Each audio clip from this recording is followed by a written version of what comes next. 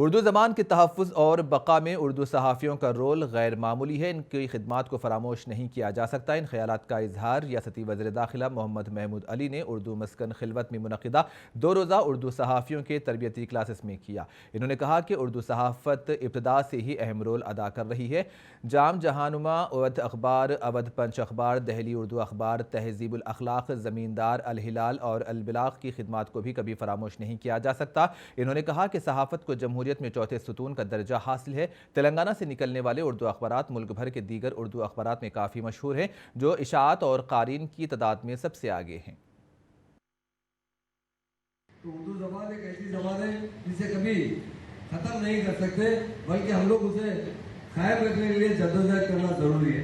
हमारे उर्दू साहबी बड़ी मशक्क़त करते हैं, मुझे मालूम है, और उर्दू को संभाल कर रखते हैं। और उर्दू में जो अखबार निकलते हैं, हिंदुस्तान में सबसे पहले जो अखबार निकला, अभी अमीन जाफरी साहब ने आपसे कहा, 1822 में जहानुमा ये पहला पेपर निकला था, जो 1922 में। उसके बाद उर्द अखबार, उर्द पंच अखबार, दिल्ली उर्दू अखबार, तहजीबुल अखलाक, ज़मींदार, अल हिलाल। ये मौलाना अबुल कलाम आज़ाद साहब ने अल हिलाल बहुत कम उम्र में, जब वो 10 साल 12 साल के थे, उन्होंने अखबार निकाला था। हिंदुस्तान की आज़ादी के लिए बहुत जद्दोजहद करने वालों में मुसलमान सबसे आगे रहे।